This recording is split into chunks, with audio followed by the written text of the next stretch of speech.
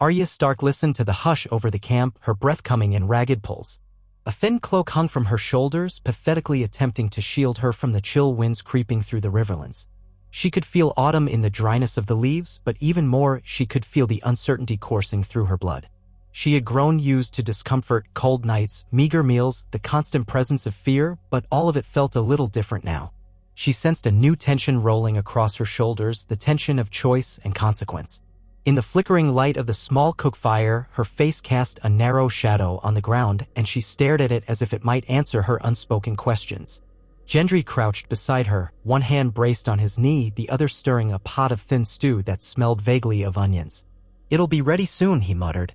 "Hope you can suffer through another meal that tastes like boiled twigs." She almost smiled. Gendry never looked as though he expected compliments. His mouth was grim, but there was a certain softness in the way he glanced at her. He had become bigger in the months since she'd first met him in the wretched bustle of King's Landing. His shoulders were more defined, his arms like cords of braided muscle, and the wariness in his eyes had been replaced by something approaching genuine care for her, for their ragtag safety, for the possibility that they could help shape a world that seemed to be devouring them whole. "When have I ever complained?" Arya asked, arching a sharp brow.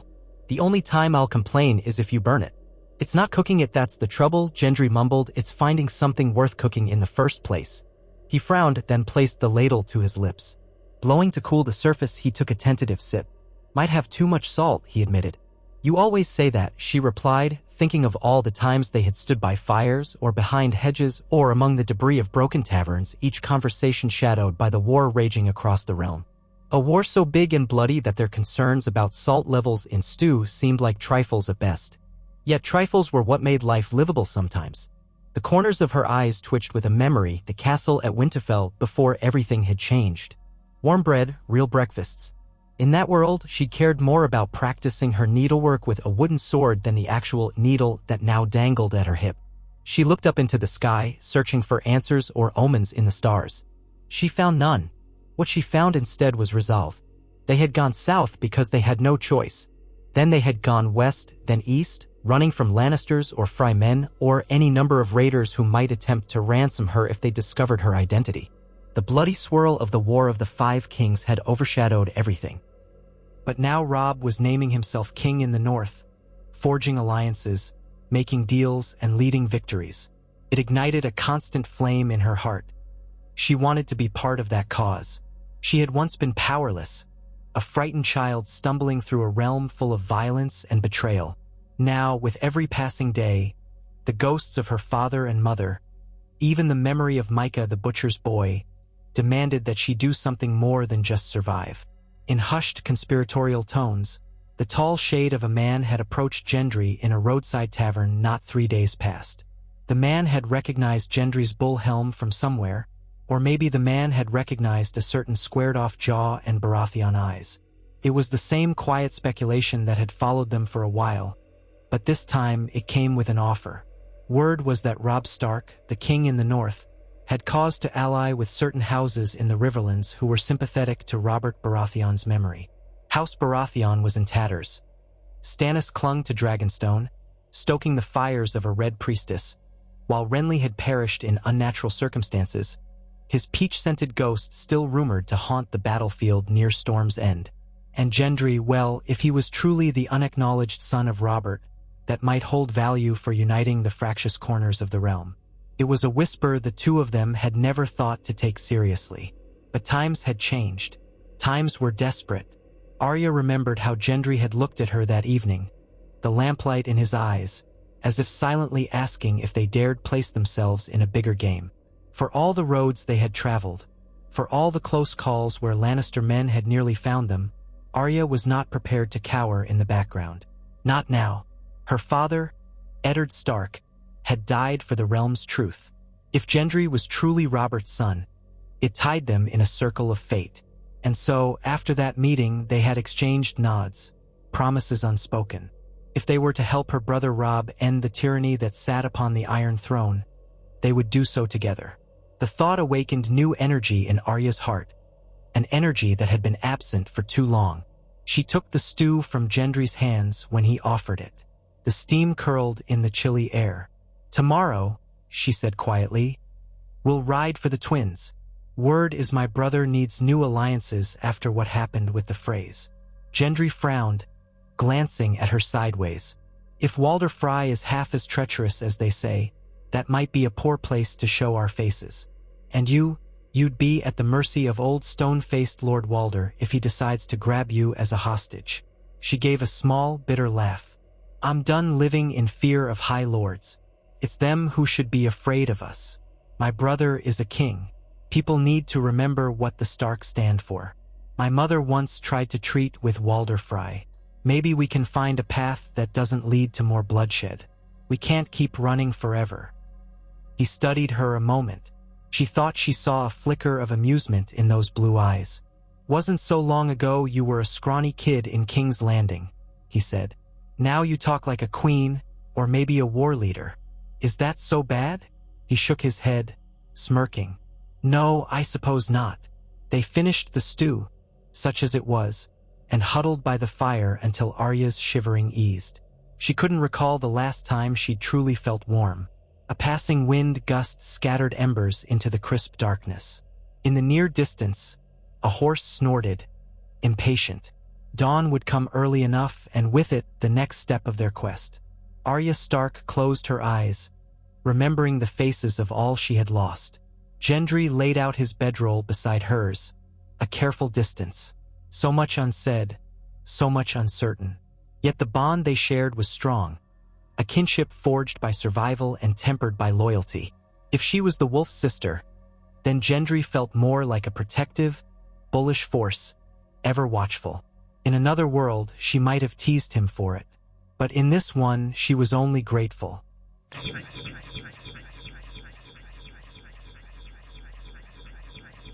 They approached the twins 2 days later, under skies that threatened rain. The slow meander of the Green Fork parted around the twin castles, those gray towers glowering at travelers from either bank. Guards stood alert at the gate, the sounds of the water rushing below. Arya wore her hood pulled low, though she doubted it helped much. She had grown taller since the last time she'd been forced to pass herself off as a boy.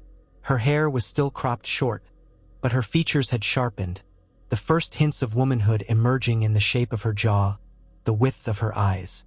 She could see tension tensing Gendry's broad shoulders. She felt it too. The Freys were not known for hospitality. They were known for cunning and petty grievances.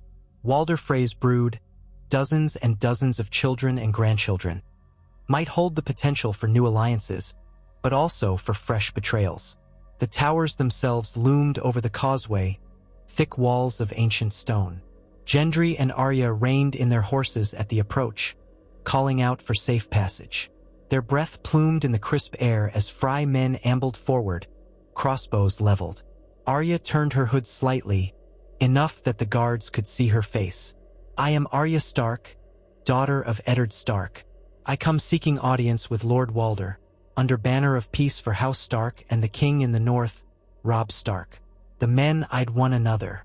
Open the gate or get the steward, one man muttered. We'll not turn away the king in the north, sister, if she's truly who she claims to be.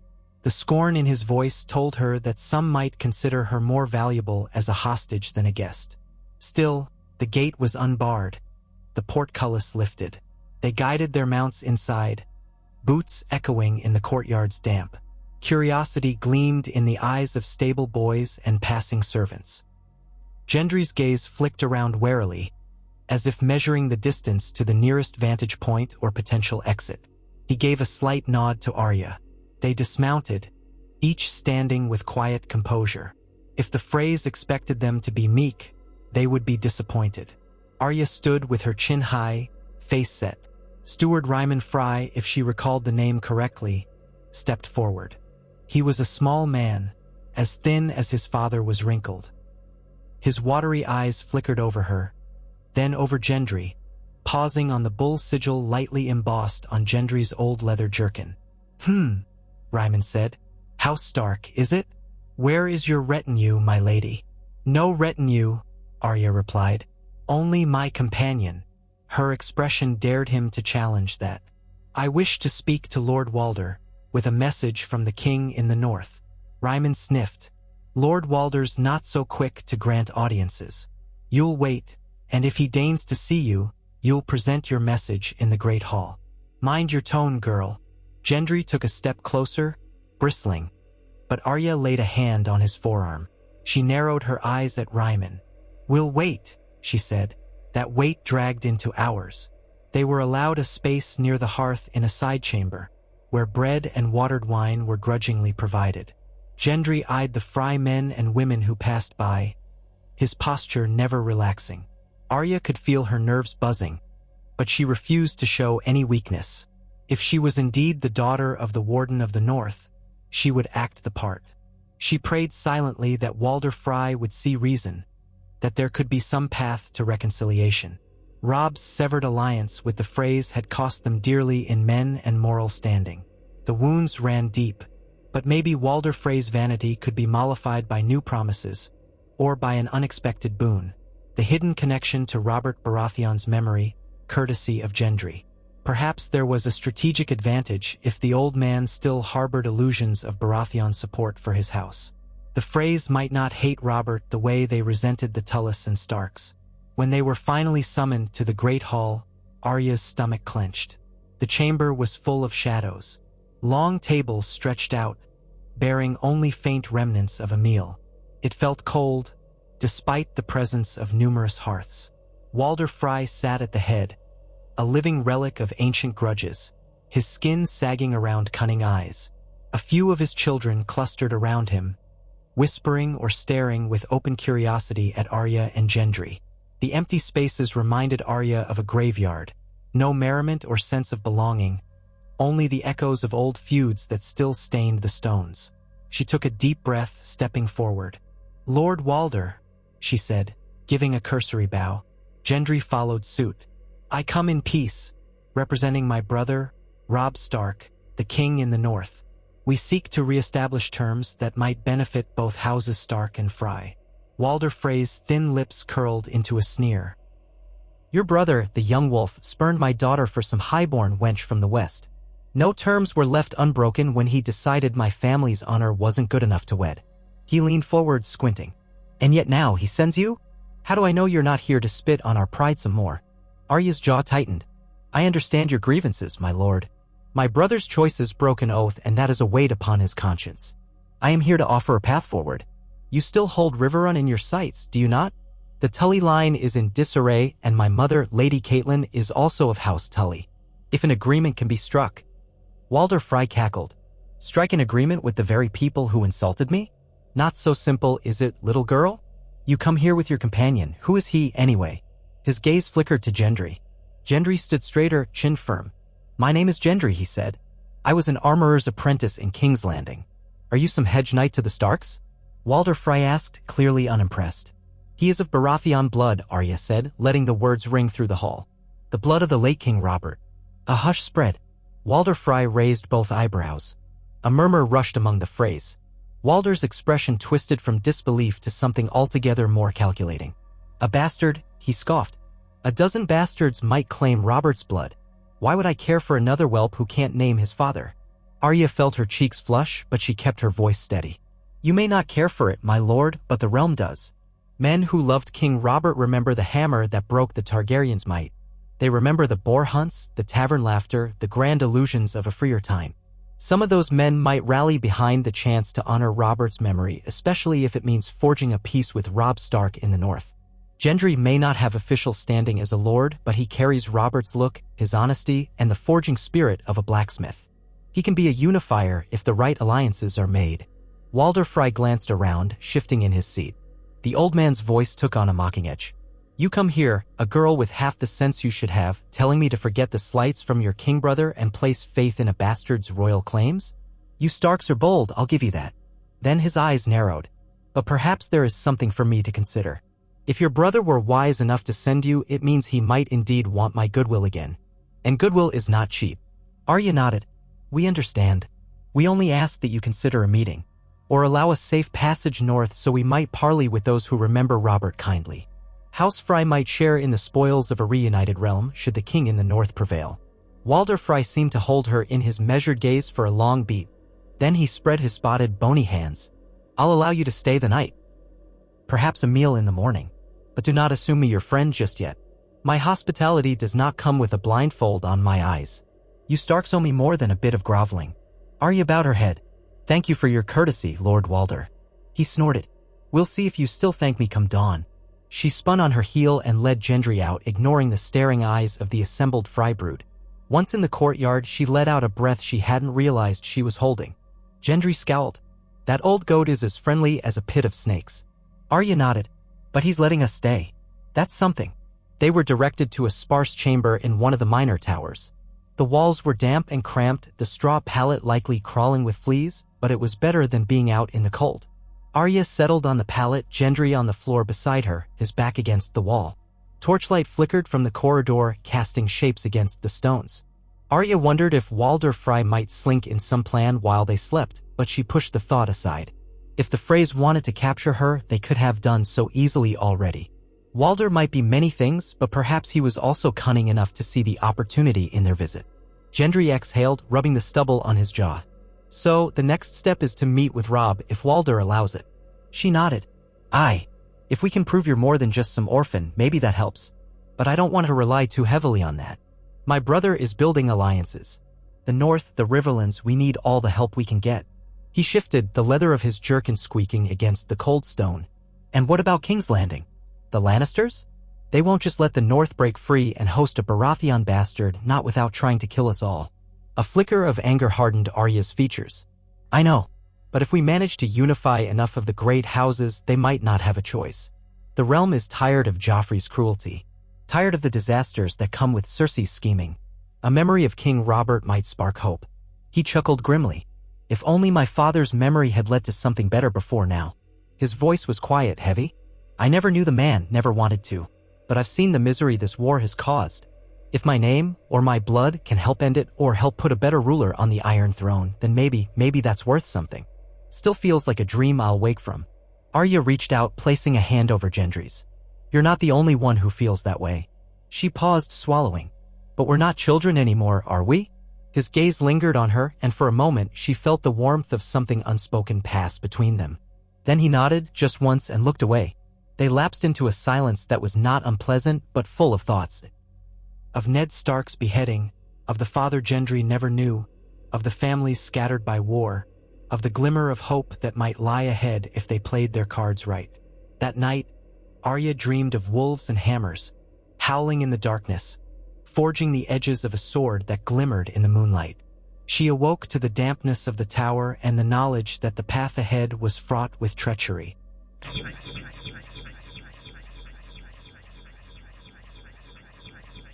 Morning brought a meager but edible breakfast, bread and porridge served at a trestle table in a lesser hall. Lord Walder himself was absent, replaced by yet another scion of the Frey family who sat like a sullen gargoyle at the table's head. Arya ate quickly, politely, refusing to rise to the barbs tossed her way by a gaggle of Frey granddaughters who whispered about her short hair and ill-fitting breeches. Gendry ate in silence, his broad arms crossed over his chest, as though ready to leap to Arya's defense if things turned ugly. When they finished, an older man with drooping jowls approached, quietly explaining that Lord Walder would grant them passage with an escort across the Twins. You must stay on the road north, he cautioned. His lordship frowns on wanderers in his lands. Do not linger.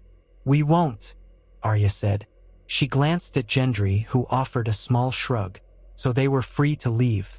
She had expected more haggling, or a demand for a bigger show of deference, but perhaps Walder Frey's calculations were more subtle than she realized. They rode out from the Twins, crossing the massive bridge that spanned the rushing waters of the Green Fork. Frey guards accompanied them until they reached the far side, then stopped, letting them continue on the muddy road alone. A faint drizzle began, turning the rutted path slick. Arya pulled her hood over her hair, grateful for the cloak. Gendry pulled up beside her, close enough that they could speak under the patter of raindrops. Where exactly do we find Robb? He asked, peering at her intently. There's talk that he's taken up temporary quarters near Seaguard, Arya replied, gathering lies from the coastal lords. Lord Jason Mallister was said to be loyal to the Tully cause.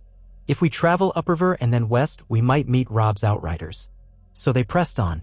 The riverlands spread out around them, fields still scorched from previous raids, villages either deserted or too fearful to open their doors. The smoky smell of warfare lingered in the air, though distant. Now and again they passed pockets of small folk, their eyes hollow. Arya felt her anger rise with each sight, remembering how her father once strove to protect the realm's common people from the burdens of endless conflict. Now these lands were battered, at the mercy of lords and kings playing their game of thrones.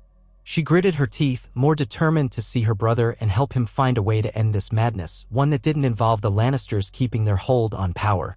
They camped under wet skies, with only a cluster of trees for shelter. Gendry busied himself gathering firewood. Damp as it was, it still might yield some heat. Arya rubbed her arms briskly, pacing back and forth to keep warm. She found herself remembering lessons from Syrio Farrell, the Braavosi dance master, about how every moment is an opportunity to learn fluidity, how to exist in motion. She practiced footwork in the soggy grass, ignoring how ridiculous it might appear to the passing crows. This is how I survive, she reminded herself. This is how I keep my mind sharp. Gendry came back with a pitiful bundle of sticks which somehow still sparked to life in a glowing ember after he coaxed it with gentle puffs of air. Arya offered to help, but he insisted she rest. You might be the big hero soon, he teased faintly. King in the North's sister and daughter of Lord Eddard. Best save your strength. She made a face. You're the one who might be the big hero, forging alliances with your father's memory. He looked away, embarrassed. Let's just get a fire going. That's all the heroics I can manage right now. Arya smiled, kneeling beside him, and together they managed to bring a small, flickering light into the gloomy afternoon. Dinner was stale bread softened in a little hot water. In the hush that followed, Arya stared into the flames, her thoughts drifting. She remembered times when she had prayed for her father's presence, for Robb's broad-shouldered laughter, or her mother's firm voice urging them not to squabble at the table. She missed Sansa's lilting singing, even though they had never quite gotten along. She missed Jon, who had gone to the wall. She missed them all.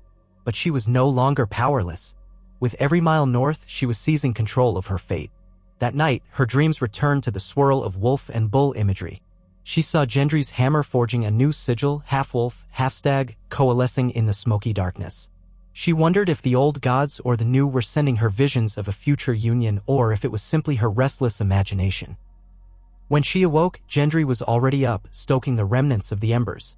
They shared a quick meal and rode out again, hopeful that by the time the sun reached its zenith, they might catch news of Robb's encampment. As luck would have it, they encountered a small scouting party bearing the dire wolf sigil on their banners before midday. The men looked haggard but determined, their leader a rangy youth with sandy hair who introduced himself as Hally's, sworn to King Robb. The moment Arya revealed her identity, the scouts nearly fell off their horses in shock. Then excitement shone in their faces. You're Arya Stark? Hally's breathed. Gods be good, we'd heard you were dead or in captivity. If it's really you, the king will be overjoyed. We must bring you to him at once. Gendry stood by, protective. Arya's gaze flickered to him and she nodded. Yes. Take us to Robb. They traveled with the scouts, exchanging stories of the war. The men revered Robb Stark, calling him the young wolf, praising his battles won against the Lannister armies. Yet each victory had been costly and the war seemed far from won. Arya listened intently, picking out bits of intelligence about the status of Riverrun, the loyalties of various river lords, the presence of other claimants to the throne. Here and there she heard mention of Stannis, hidden away with his Red Priestess, or rumors of Balon Greyjoy's raids on the coast. The realm was fracturing, each corner pursued its own interest.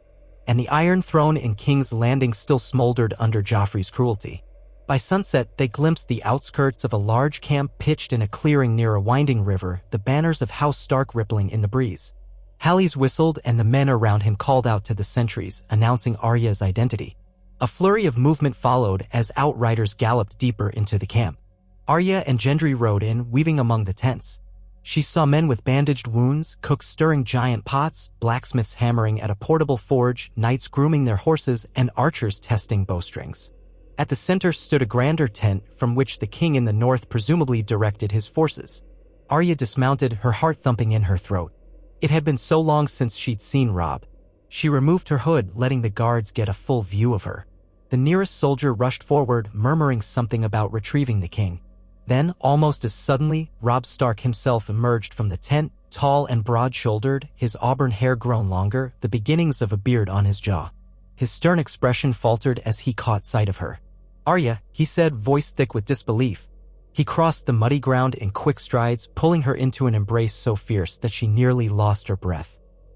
Her face was pressed against his mail, and she could smell the scent of leather, horse, and steel.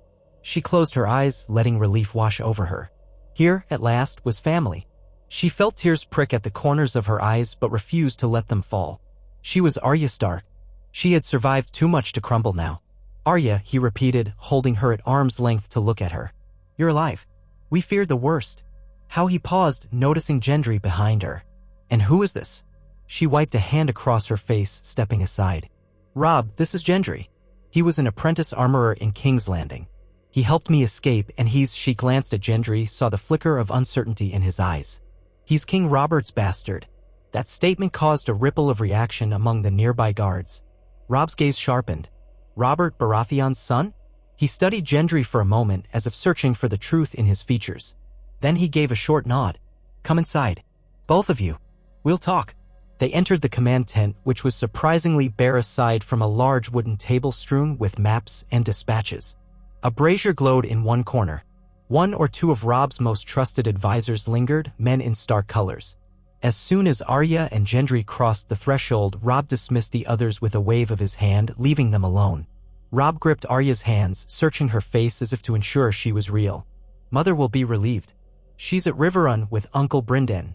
We must send word immediately that you've returned safely." He cast a worried look at her short hair and travel-worn attire.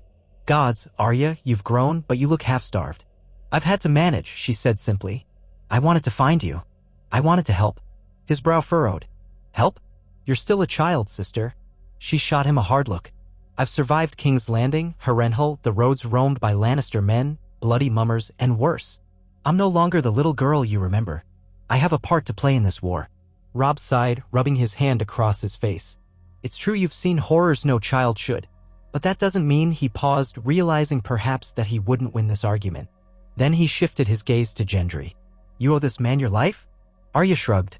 "We owe each other, I guess. But he is important, Robb. He carries the memory of King Robert Baratheon, and that might matter in the eyes of lords who question the future of the Iron Throne." Robb regarded Gendry with cautious respect. "Speak, if you will. Tell me your story." Gendry cleared his throat, standing a bit stiffly. "There's not much to tell, Your Grace. I grew up in Fleabottom, never knew my father. When I was old enough, I apprenticed to a blacksmith. Lord Stark, your father, found me once in the shop. He asked questions. I didn't understand why. Then some men tried to kill me, and I fled the city with Yoren of the Night's Watch. That's how I met Arya." He paused, swallowing. "People say I'm Robert's bastard. We share a look, that's all.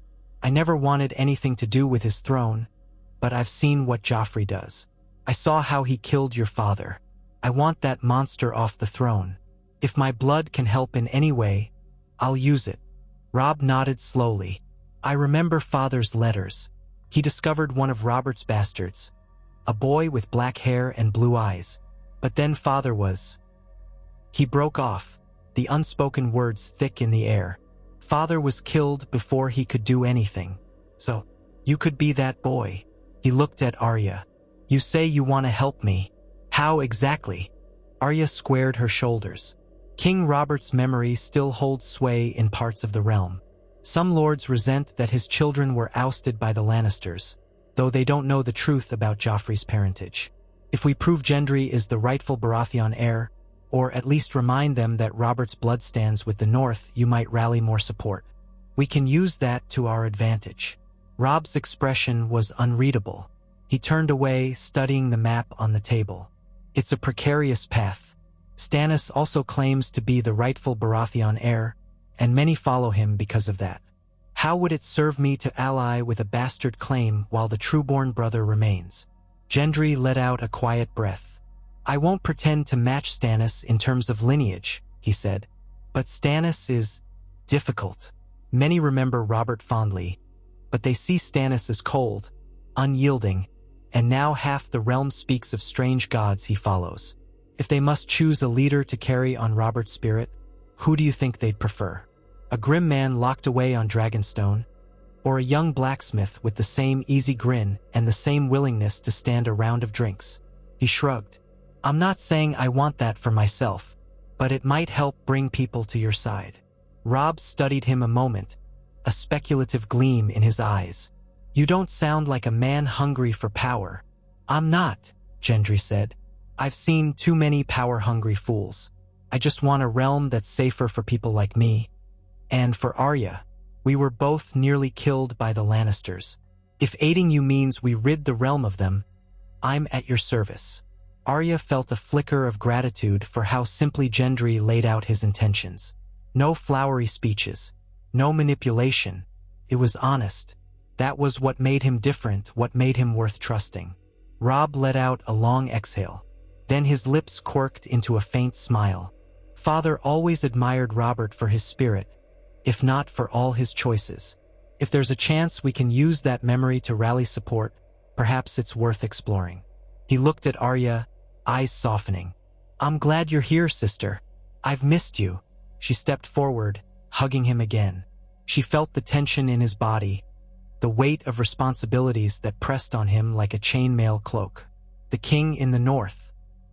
She remembered the carefree Rob who once ran through the halls of Winterfell with her. Now he was so changed, wearing the mantle of command. Her voice was barely above a whisper. I've missed you too, Rob. We'll fix this. We'll bring justice. He pulled back, swallowing. Justice or vengeance? Arya's gaze turned fierce. Both. A silence settled, broken only by the crackling of the brazier. Finally, Rob cleared his throat. I must call my lords to council. We need to decide how best to use this new advantage. In the meantime, Arya, get some rest in a proper tent. Eat a real meal. Gendry, you as well. I'll arrange for better quarters. My sister travels with no retinue, so I shall see to it you're comfortable. The Riverlands are not safe, but you're with your family now. Arya knew how much that family had changed, how many members of it had been lost or scattered. But for now she had Rob, and that was enough. She took Gendry's hand and led him out of the command tent into the bustle of the camp. Whispers passed among the soldiers. Arya Stark is returned. She brought a Baratheon bastard. The king's sister is alive. She held her head high, trying not to let their stares affect her. Gendry grinned, leaning in. They're staring at you like you're a legend come to life. She snorted softly. They're just curious. Half of them probably expected me to be a proper lady, wearing gowns. Surprise, he murmured, an echo of a smile tugging at his lips. They were shown to a small corner of the camp where a guard discreetly told them they had access to a tent set aside for visiting courtiers. It was simple but far more comfortable than anything they'd had on the road. Arya let out a sigh of relief, dropping her pack. A basin of water sat near the entrance, fresh linen for drying. She eyed it wistfully. I haven't had a proper wash in, well, I can't even remember. Gendry shrugged, setting his own things aside. Go on, I'll stay outside so you can have some privacy. She glanced at him, feeling a curious warmth bloom in her chest. Thank you. Before he could leave, she added, but thank you for everything, Gendry. I wouldn't have made it here without you. His gaze softened. I wouldn't have gotten here without you either. Then, with a small bow of his head, he stepped back out into the swirling camp. Arya turned to the basin, the steam from the water teasing her nose. She shed her travel-stained clothes, wincing at the bruises across her skin. The water stung, but it felt good to scrub away the grime and remember she was more than just a runaway child. Every so often she paused, thinking of the day's events, of Rob's embrace, of the path that lay ahead. She thought of Gendry, the quiet determination in his eyes. And she felt something inside her that was not quite fear, not quite hope, maybe a mixture of both, a sense that their lives were caught in a current far stronger than either of them. Over the next few days, word spread across the camp that Arya Stark had returned with a bastard bearing Baratheon blood. Rob held council with his most trusted lords, the great Jon Umber, Roose Bolton, Rickard Karstark, Galbart Glover, and others who had pledged their loyalty to the king in the north. Arya was not privy to all the discussions, but she knew enough to sense their hesitation. The Northmen weren't sure whether raising up a Baratheon bastard would truly bolster their cause. Some worried about antagonizing Stannis or luring the Iron Throne's forces onto them. Others saw it as a stroke of luck. A living echo of Robert's popularity could draw in houses that were uneasy about King Joffrey and lukewarm about Stannis. Meanwhile, Arya spent time exploring the camp, reacquainting herself with the Stark bannermen. She noted changes in the men's demeanors. The war had worn them down, made them slower to laugh and quicker to anger. She also sensed that her presence brought some spark of hope. They reminded her of the time when she was just a girl at Winterfell, yet she found no place for naive illusions. She practiced sparring with the archers, surprising them with her skill. She tested her sword work with a wooden blade, mindful of the lessons Sirio Farrell had burned into her muscle memory. Each time, Gendry would watch, arms folded, half smiling with pride. One evening, Robb finally summoned Arya and Gendry to a smaller war council. The tent smelled of candle wax and old parchment. The candles cast flickering shadows on the map spread across the table. Robb stood at the head, his posture regal, though lines of exhaustion marred his handsome face. Lady Midge Mormont was present, along with Lord Bolton and Ser Edmure Tully, who had arrived earlier with fresh tidings from Riverrun. They all turned to watch Arya and Gendry enter, curious, speculative. Robb spoke first. "My lords, you know my sister, Arya? And this is Gendry, rumored to be the bastard son of Robert Baratheon." His voice held a solemn weight. "We have discussed the possibility of forging alliances using Robert's memory. Today, I wish to decide whether we move forward with that plan or if we seek other routes." Edmure Tully tapped his knuckles on the table. "It's true that some of the Riverlords still hold fond memories of Robert. House Derry, though in decline, once followed him in the rebellion. Others might be swayed, but we risk alienating Stannis, who by all accounts is the true Baratheon heir. Or so he claims." Roose Bolton's voice was low, measured. "Stannis is a man of principle, if nothing else. He might not take kindly to a bastard overshadowing him. However, Stannis has never been beloved even by his own men. And since his defeat at Blackwater, he's lost considerable ground. If Gendry can rally the realm on the memory of King Robert's triumphs, we may gain a wave of popular support."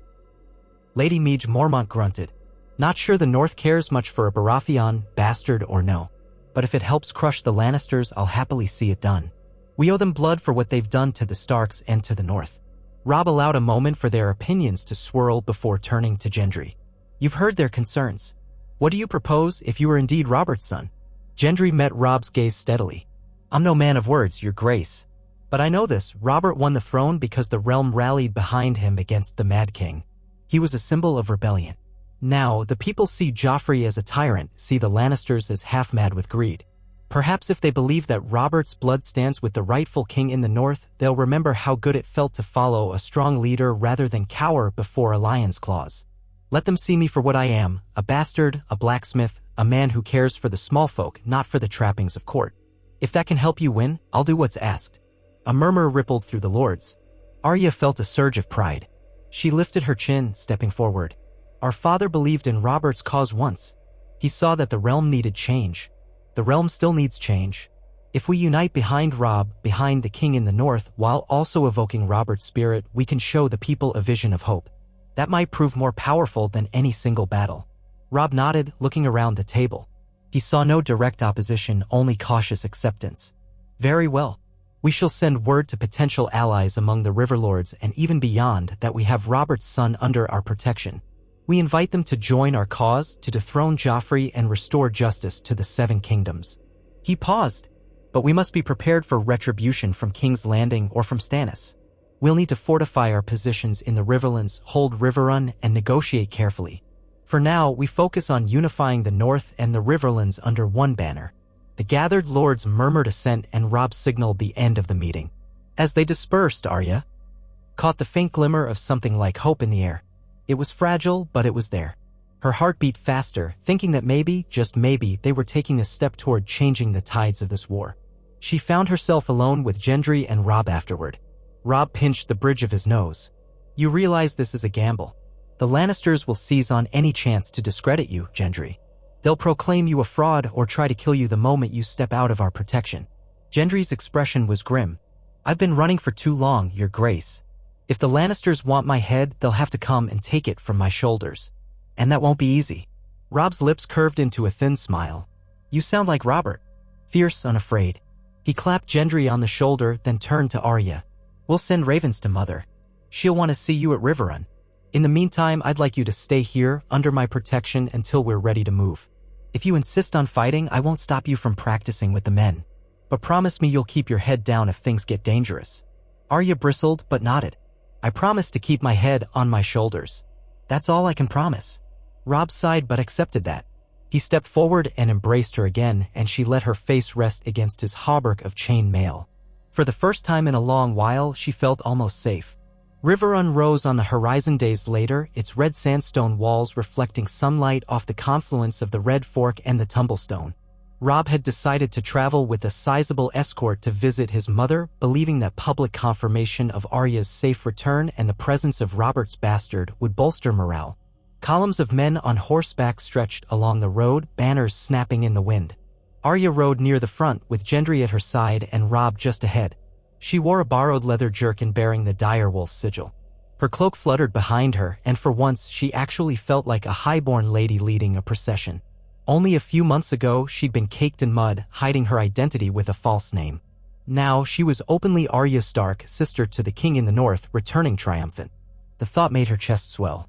Gendry, however, looked uncomfortable in the new finery. Robb had insisted he wear simple but sturdy garments that proclaimed him a man of some importance. He adjusted the collar constantly, muttering under his breath about how he preferred the freedom of plain clothes. Arya hid a small smile, glancing at him from the corner of her eye. He had no idea how to play the part of a prince, but that was part of his charm, part of what made his claims so believable. She reached over and gave his arm a squeeze. As they rode, some of the small folk gathered to watch, cheering the arrival of the king in the north. Children pointed, couples bowed, old men spat but grinned after. The rumors had spread that Arya Stark had returned, that King Robert's blood rode beside her. In these war-torn lands, any glimmer of hope was seized upon, whether real or rumored. Arya felt self-conscious under their stares, but she kept her composure, nodding occasionally, letting them see she was no frightened waif but a Stark of Winterfell. They passed through Riverrun's gates amid the fanfare of horns. She remembered being here as a child, though her memories were hazy, visits with mother and father. The castle had a proud, stately air, the moat glimmering around the triangular fortress. Towers and ramparts stood tall, banners bearing the Tully trout snapping in the wind. On the battlements, soldiers lined up, cheering Robb's return. Arya felt her heart pound harder, filled with both anticipation and dread. She would see her mother again after all this time. Inside the courtyard, they dismounted and Robb handed the reins of his horse to a waiting squire. Arya followed suit, though the squire almost dropped Gendry's reins in his rush to bow to the new arrivals. Robb led the way up the steps into the keep. Arya's legs trembled slightly and she clenched her fists to hide her nerves. When they entered the great hall, Catelyn Stark stood at the far end, speaking with the Blackfish, Brynden Tully. She glanced up as the doors swung open. The instant she saw Arya, her face crumpled in disbelief and then raw emotion. "Arya," she whispered, taking a hesitant step forward. Then she broke into a run, arms outstretched. Arya met her halfway, practically colliding in an embrace. The warm scent of her mother's hair enveloped her. She felt tears burning at the back of her eyes, her mother's voice trembling in her ear. "My little girl, oh my sweet girl, you're alive." "I'm sorry, mother," Arya murmured. "I couldn't get to you sooner. I've been ill." Catelyn pulled back, cupping Arya's face. She looked older, worry lines etched around her mouth and eyes. "Don't apologize. Just let me look at you." A tear slid down her cheek. "My brave little wolf." She closed her eyes, exhaling shakily, then turned to Robb. "You brought her back. Thank the gods. Both my girls, have you any word of Sansa?" Robb hesitated, glancing at Arya. She shook her head. They had heard rumors that Sansa remained a hostage in King's Landing, betrothed to Joffrey or perhaps to someone else. It was a question mark in all their hearts. Catelyn nodded sadly, as if understanding the silence. "One daughter is home, at least. That is a blessing." She smoothed back Arya's hair. "You've cut it so short." Arya shrugged. "I had to disguise myself." Catelyn gave a watery smile, then noticed Gendry hovering nearby, looking thoroughly out of place. "And who is this young man?" Gendry bowed awkwardly. "My lady. Gendry of House Baratheon, possibly," he stammered. "It's an honor." Catelyn's brows shot up. Robb stepped in, explaining quietly about Gendry's lineage, how Arya had traveled with him, how they believed him to be Robert's bastard. Catelyn studied Gendry with open curiosity, then slowly nodded, her face unreadable. "I see. Well, if you helped protect my daughter, you have my gratitude, Gendry." "Baratheon." She turned, beckoning them to a table where pitchers of ale and wine waited. "Come, we must talk. So much has happened. Your uncle Edmure will join us soon. Brynden, too. We have a war to win and too many enemies to count." Arya settled at her mother's side, trying to absorb the moment. It felt unreal to be here in a warm castle hall, surrounded by Tully banners, with Gendry at her side, recognized by all. If she closed her eyes, she might still think herself dreaming. But it was real. As real as the regrets in her mother's eyes, as real as the weight on Robb's shoulders, as real as the cold dread she felt whenever she thought of the Lannisters' next move. Soon, Edmure Tully joined them, exclaiming at Arya's survival and regarding Gendry with interest. Brynden Blackfish offered a curt nod, but accepted Gendry's presence as Robb explained the plan. The conversation spilled across the wide table, tumbling into details of strategy, alliances, the friction with Walder Frey, and the precarious position of the North in this multi-sided war. Arya watched her mother's face as Robb spoke. Catelyn's lips pinched now and then, her eyes flickering with worry whenever Walder Frey was mentioned. The old man was still a thorn in their side. He'd not forgotten the broken betrothal, and his terms for realliance might be steep. Arya felt Gendry shift beside her, clearly uncomfortable with all this talk of politics. Yet he listened earnestly. Robb pointed to a spot on the map. Word is the Lannisters are gathering near Harrenhal, though that cursed fortress changes hands frequently. Lord Tywin is rumored to be in the field as well, though we can't confirm. If we can muster a larger force, we might press them from the east, forcing them to defend King's Landing from multiple directions. Brynden nodded, tapping the map. We'll need the cooperation of the Vale if at all possible. But Lysa remains isolated in the Eyrie. She's refused to commit her knights so far. Arya spoke up, surprising them. If Gendry's presence can help convince the Vale's lords to remember Robert's rebellion, maybe they'll answer the call. Uncle Brynden, you know the Vale? Could that work? The Blackfish gave her an appraising look. Perhaps. The Vale has never forgiven the Lannisters for the murder of Jon Arryn, Robert's hand. If they see a chance to honor Robert's memory and avenge Jon Arryn, they might ride south. Edmure drummed his fingers. We'll need ravens and envoys. And we must keep a watchful eye for the Frey's next move. Walder Frey might sabotage us if he feels slighted again. Catelyn smoothed her skirts, her voice quiet. We'll do what we must.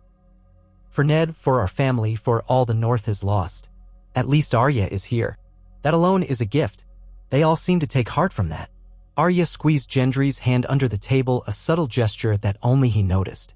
He glanced at her, a faint grin tugging at his lips as if to say, we're really doing this. But beneath her pride and determination, Arya felt a coil of fear tighten in her stomach. She knew enough of war to understand that no plan was foolproof, no alliance unbreakable. And in the shadows lurked all manner of cunning foes ready to pounce at any sign of weakness.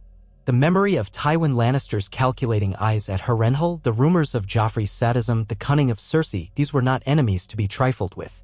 She thought of the names she used to whisper at night, her kill list. It felt both childish and deadly serious all at once.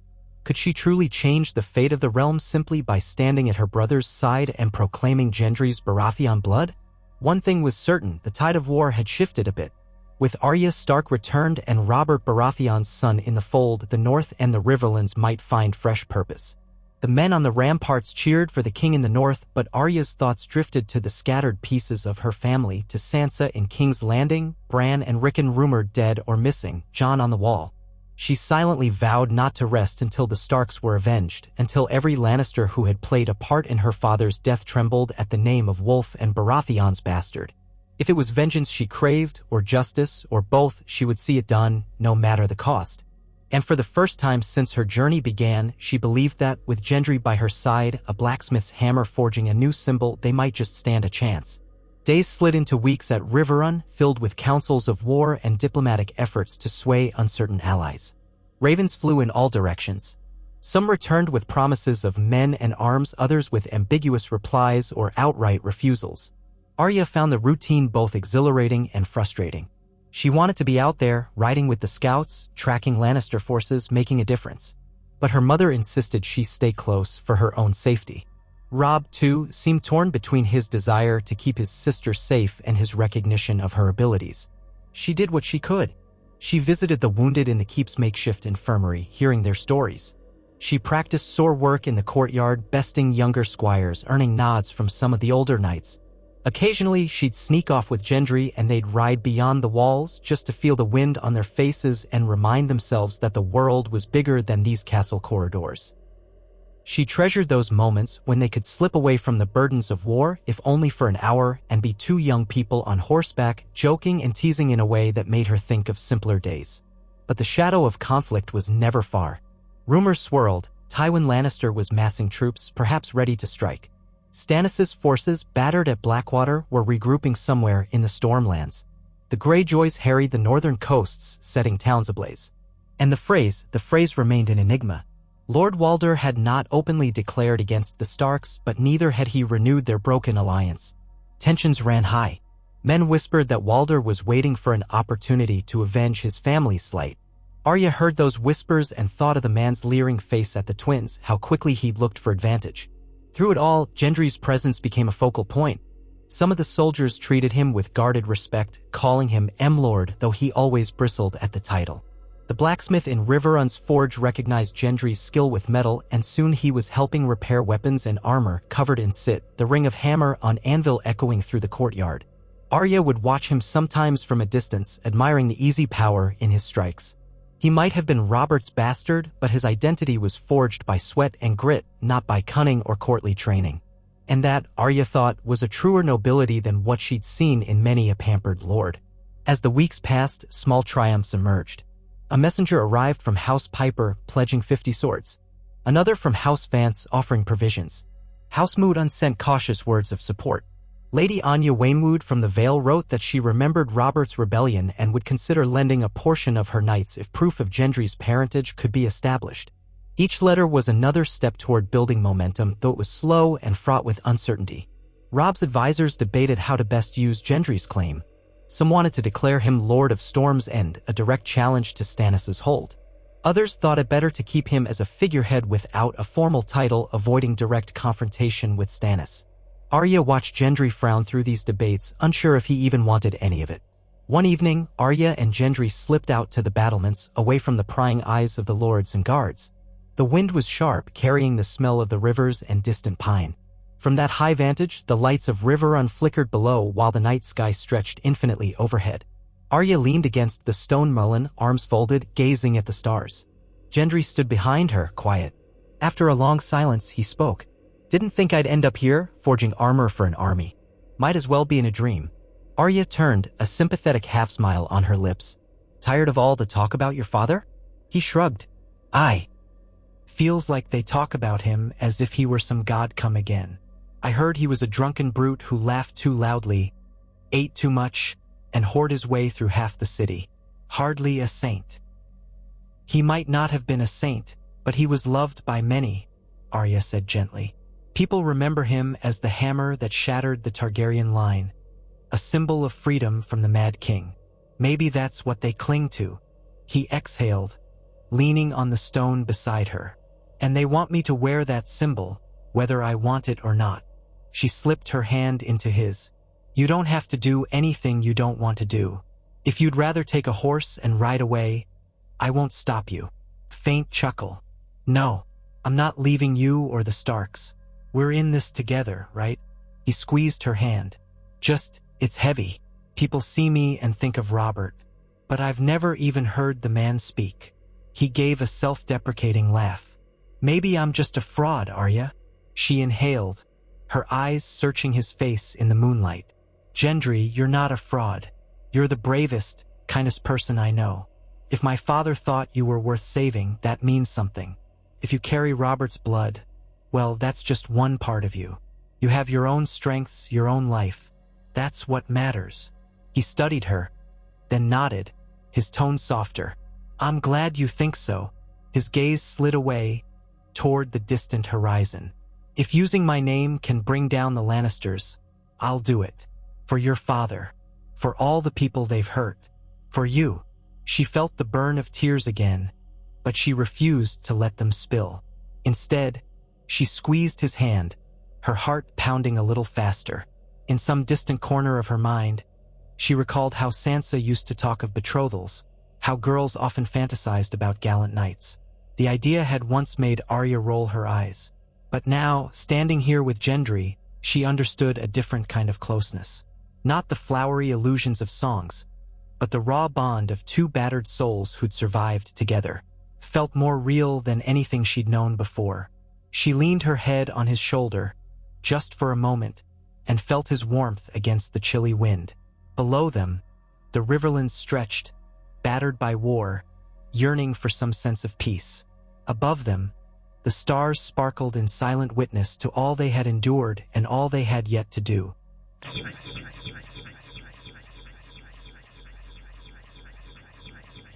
The next morning, a raven arrived with urgent tidings. Walder Frey had decided to open talks with Robb again. suggesting he might be willing to realign with the Starks if certain conditions were met. The letter was laced with Frey's usual demands, but also hinted at the possibility of bridging old wounds. More importantly, it mentioned that Walder Frey had been approached by other parties, likely the Lannisters, who were eager to lure him away from supporting the North. Frey was playing both sides, seeking the best advantage. Robb was furious, pacing in the solar with the missive clutched in his hand, Catelyn watching him with concern. Arya stood off to the side, Gendry beside her. "We can't ignore him," Catelyn said quietly. "Whatever else we may think of the man, the twins are vital. We can't afford a hostile Frey blockade if we move the bulk of our forces south." Robb grimaced. He wants more than an apology. He wants concessions, guarantees. Likely gold, titles, marriages. Didn't I promise to marry one of his daughters before? And look how that ended. He pressed his lips together. "Mother, do you think we should trust him?" Catelyn's face was solemn. "Trust him? No, but we must at least consider the terms. He can make or break our ability to move freely between the North and Riverlands. He'll exploit that weakness until we give him what he wants." Arya felt her jaw clench. She remembered her brief meeting with Walder Frey, his leering gaze and the sense that he was always calculating. "We can't let him walk all over us," she insisted. "He'll keep demanding more if we give him an inch." Robb nodded. "We must negotiate from a position of strength. We have Gendry, a potential alliance with Vale Lords, and renewed support from some river houses. Perhaps we can leverage that. If Walder Frey wants to stand with the winning side, we'll show him that it's ours." Gendry shifted uneasily. "If you need me to make a show of my parentage or claim some title, I'll do it. But I'd rather not do any wedding alliances." "I'm not." Robb waved a hand. "No, that won't be necessary. Marrying off a Baratheon bastard to a Frey might be an insult to them or to you or both. We'll find another way." He shook his head. "I'll draft a formal response. Mother, help me consider what we can offer that doesn't cost us too much." Catelyn inclined her head. Arya felt a pang of worry. Negotiating with Walder Frey was like wrestling a viper. She recalled the stories of how her mother had once brokered a deal there for Robb to cross. Now it seemed they were once again at the old man's mercy. As Robb and Catelyn withdrew to write their reply, Arya and Gendry slipped out into the corridor. Arya's mind buzzed with half-formed plans. If Walder Frey tried anything treacherous, perhaps they could. No, they couldn't risk fracturing an alliance that might be critical to victory. Her hand strayed to Needle's hilt. She hated feeling reliant on a man she didn't trust. Gendry nudged her lightly. "It'll be all right. Your brother seems to know what he's doing." She gave him a tense smile. "I hope so." The phrase, "they feel wrong to me, Gendry. I don't know why. Something in my gut says we should be careful." He nodded. "We will be." But even as he spoke, a chill ran along Arya's spine. She remembered the look in Walder Frey's watery eyes, the sense of a trap waiting to be sprung. She told herself it was only caution. Surely Robb had things under control. The Northmen were strong, the memory of Ned Stark guided them, and now the memory of Robert Baratheon lingered in Gendry's presence. They had reason to believe in eventual victory. Yet fear lurked in the corners of Arya's mind. Too many times she'd seen good people die at the hands of cunning men. The names on her list were etched in her heart. She vowed she would add Walder Frey if he gave her reason. She prayed it wouldn't come to that. Outside, the sun shone on Riverrun's walls as if oblivious to the tension below. Soldiers drilled in the courtyard, ravens croaked from the rookery, and the waters of the rivers flowed serenely on their course. Arya inhaled the fresh air, steel in her spine. Whatever treacheries lay ahead, she would face them. They all would. Side by side, Stark and Baratheon's bastard, forging a new path in a realm desperate for deliverance. That night, in her small chamber near the top of a tower, Arya hardly slept. She lay awake, staring at the flickering shadows of a lone candle, listening to the distant call of night birds. She wished, with a pang, that she could talk to her father, ask him what to do, ask him how to navigate this war with honor when betrayal lurked everywhere. In the quiet gloom, she turned her thoughts to Gendry, to the look in his eyes when he spoke of forging a better realm. Perhaps that was the simplest form of hope, the desire to create something sturdy and just, like steel hammered into shape by honest hands. She clung to that thought, letting it soothe her. Tomorrow was another day, another step toward a future they were all trying to shape, one that remembered Robert Baratheon's rebellious laughter, Eddard Stark's unwavering honor, and the unwavering courage of those who refused to submit to cruelty. Eventually, Arya drifted into uneasy sleep. Dreams of wolves and stags filled her mind, running side by side through the darkness toward a dawn that glowed with promise and peril in equal measure. In the pale morning light slanting through the shutters of her tower chamber, Arya Stark woke with a jolt. She rose from the thin bed, heart rattling in her chest, the remnants of uneasy dreams slowly scattering. A swirl of nameless anxieties pressed at her thoughts. Negotiations with Walder Frey, the war that churned just beyond the rivers, and the uncertain role Gendry now held, as if he were a living relic of a better time. A part of her wanted nothing more than to mount a horse and gallop far away from the webs of alliances and bargains. But she was a Stark of Winterfell, daughter of Eddard Stark, sister to the king in the north. She had a duty now. Outside her window, she heard activity stirring in the castle yard. The ring of steel on steel, stable boys calling to the horses, the hammer-blow rhythms of blacksmiths. Riverrun was awake, preparing for another day of war councils, forging armor, and tending to the flood of messages that arrived with each flutter of raven wings. Arya took a moment to splash cool water on her face from the pitcher on the small table. She studied her reflection in the slightly warped mirror, noticing the angles of her face had sharpened, her short hair grown out to brush the tips of her ears. Sometimes she hardly recognized the girl who had once squabbled with Sansa over dresses.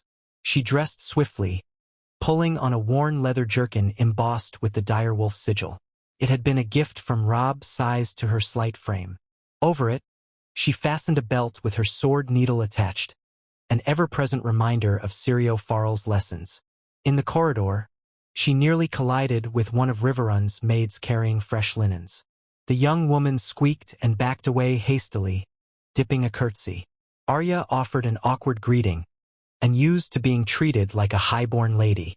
She made her way down the spiral steps, footsteps echoing, until she emerged into the courtyard. There, she spotted Gendry at once, standing near the forge with a broad-chested blacksmith who was spattered with soot. They appeared deep in conversation about the tensile strength of newly hammered steel. When Gendry saw her, he paused, wiped the sweat from his brow, and offered her a nod. She took that as an invitation and walked over, carefully avoiding the piles of broken sword bits and hammered scraps that littered the ground. The air smelled of smoke and hot metal. Gendry wore a thick leather apron, his forearms caked with gray smudges. She almost grinned at the sight of him in his element.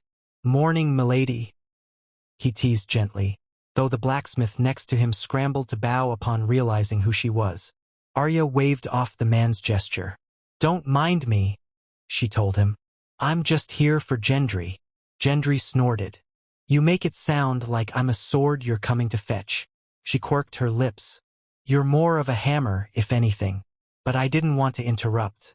I see you're busy forging half the arms for the camp." He shrugged. "They've got me helping with the simpler tasks, pounding out nails, straightening bent swords. Still, it feels good to be useful." The blacksmith stood quietly, not daring to comment. Arya nodded, lowering her voice. "Have you seen Robb or my mother this morning? I want to know if any new replies arrived from the Freys or from the Vale Lords." Gendry took off his apron, setting it aside. "Not yet. Last I heard, the king in the north was closeted with Lord Edmure and the Blackfish. There's talk we might move the camp soon, but I only caught whispers." Arya frowned. "Move the camp? Why?" Over the past weeks, Riverrun had become a strategic headquarters for the northern forces in the Riverlands. Shifting position would mean the tides of war had changed in some new, sudden way. Gendry shrugged. "I don't know the details, but the war's not waiting. The Lannisters have armies on the move, or so the Outriders say." He glanced at the blacksmith, who had discreetly stepped away to rummage through a barrel of scrap iron, leaving them some privacy. "Should we go ask? We can at least see if we can help." Arya's determined nod said enough. They left the forge yard, passing lines of soldiers polishing mail and cleaning swords. The atmosphere hummed with tension, Men were bracing for an upcoming march. Her pulse quickened. She glanced at Gendry. I hope it's not something to do with an impending attack. We might not have enough men to withstand a major Lannister assault here. That could be the reason for relocating. They crossed a stone bridge over Riverrun's moat, heading toward the keep's main hall. As they neared, they heard the echo of raised voices from within. Arya exchanged a worried look with Gendry, then pushed open the heavy wooden doors. The hall was mostly empty, save for Robb, Lady Catelyn, Edmure Tully, and Brynden Blackfish. Greatjon Umber and a few other northern lords, including Roose Bolton, were also present. Attention crackled in the air, the kind that made Arya's skin prickle. Robb stood at the center, one hand on the hilt of his sword. He turned as they entered, releasing a heavy breath. Arya, he said, his voice stiff, we've just received news. Tywin Lannister is not far from Harrenhal, but more importantly, we have word that Walder Frey has been communicating with the Lannisters. He claims it's only a courtesy, but we all know his courtesy is suspect. Catelyn's eyes were rimmed with fresh worry. He still claims he's willing to negotiate with us, if we travel to the Twins. But the letter from Lord Walder is full of ambiguous lines. He implies that if we do not come quickly, he'll close his gates to our armies entirely. Edmure Tully spat. The old wretch is playing us for fools, inviting the king in the north to the Twins for a parley. Gods know if that's safe. But if we refuse, we lose our best crossing over the Green Fork.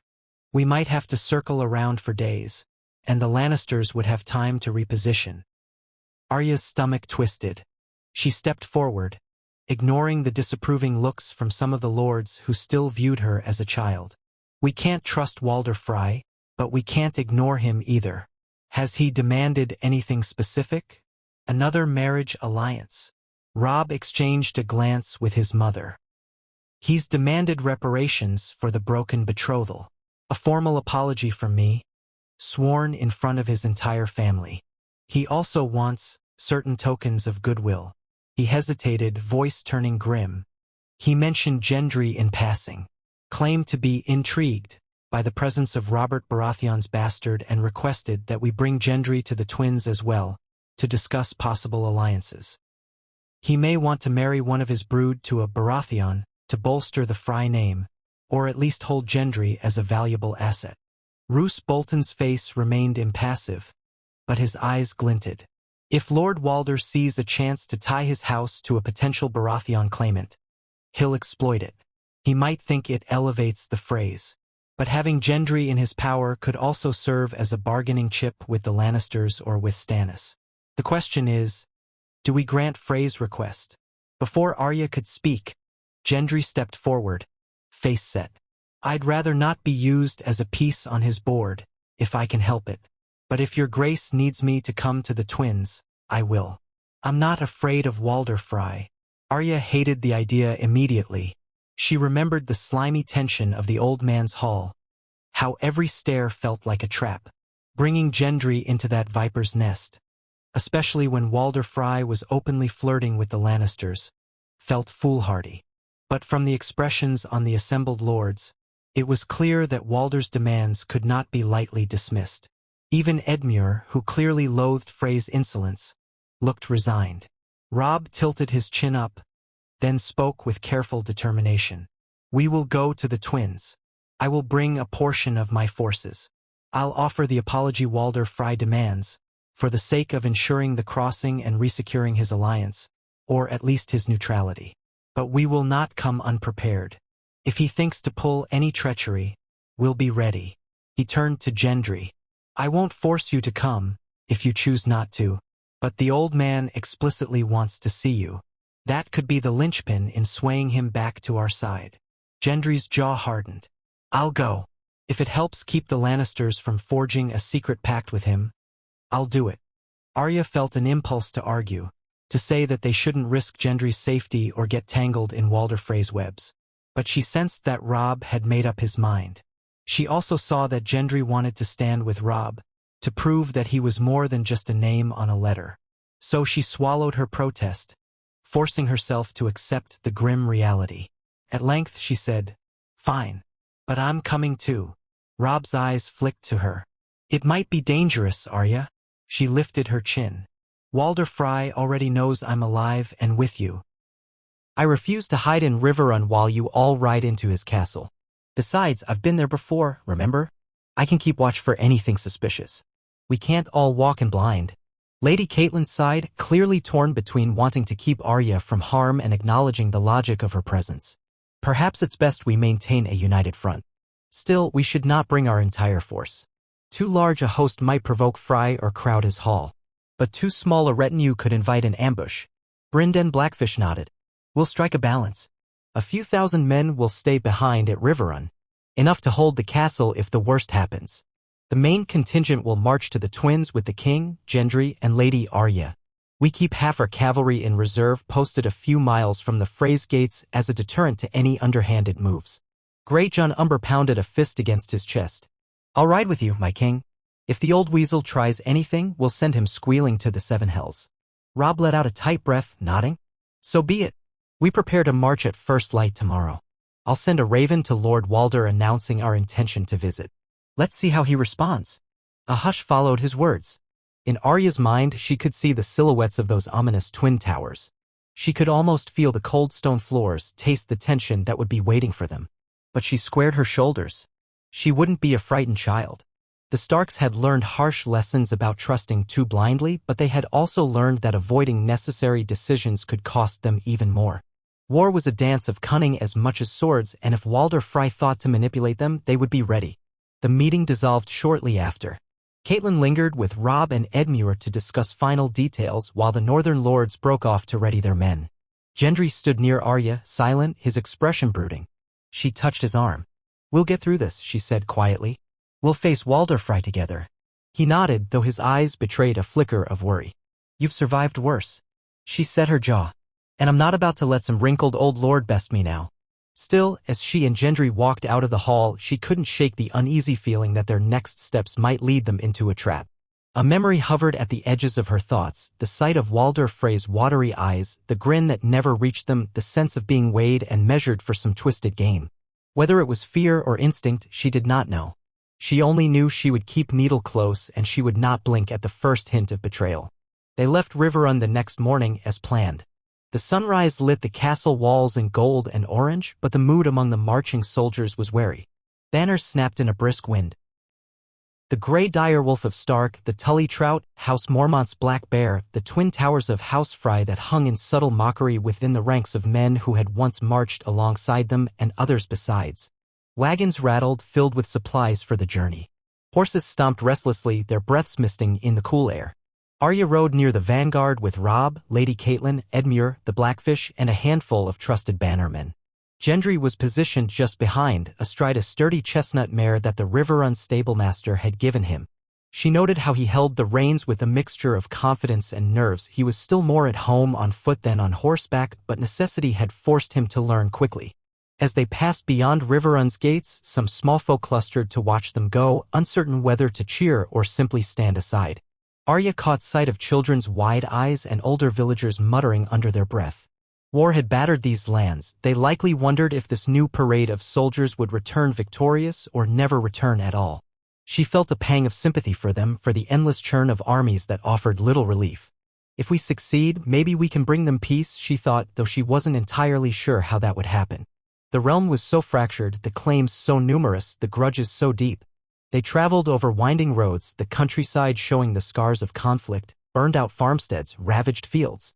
Occasionally, they spotted peasants rebuilding huts or tending to meager crops, but the spirit of the land felt bruised. The soldiers rode in relative silence, except for the jingle of bridles and the dull clop of hooves. Rob led them at a brisk pace, determined to reach the twins within a few days. When they camped at night, guards set double sentries, wary of possible Lannister scouts or Frey trickery. On the second day, the sky turned leaden, and by afternoon, rain pelted down, soaking cloaks and turning the road to muddy slop. Arya pulled her hood low, her hair sticking in damp tendrils to her cheeks. She could almost hear the men behind her cursing the weather. Gendry's face dripped with water, but he pressed on, grimly resolute. They reached a small wooded grove near sunset and set up camp under the dripping canopy. Tents sprang up in half-flooded ground. Fire sputtered in the downpour. Arya helped set up Rob's pavilion, ignoring Caitlyn's quiet urging that she rest in the dryness of the main tent. She wasn't about to let the men do all the work while she stood idle. Gendry carried poles and canvas, his boots squelching in the mud. Her mother watched them with an expression that hovered between disapproval and fondness, but she said nothing. By the time the tents were secure, Arya's stomach rumbled. She found a fireside where the cooks were doling out steaming stew, thick with barley, onions, and chunks of salted pork. She devoured it gratefully, savoring the warmth that spread through her limbs. Gendry sat beside her, eating in silence, listening to the soldiers around them trade rumors about the upcoming meeting at the Twins. Some feared Walder Frey might slit their throats in their sleep.